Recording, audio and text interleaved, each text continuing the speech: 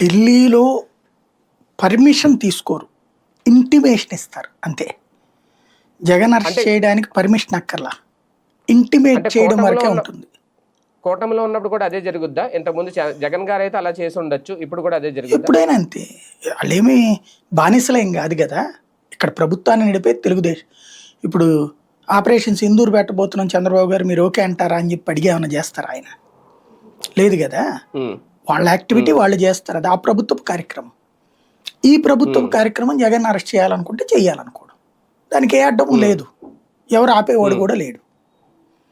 కేంద్రం చెప్తే కూడా ఆగదు, కేంద్రం చెప్తే ఆగితే జయలలిత అరెస్ట్ కాకూడదే, కరుణానిధి అరెస్ట్ కాకూడదే, అట్లాగే మమతా బెనర్జీని కమ్యూనిస్టులు అరెస్ట్ చేయకూడదే.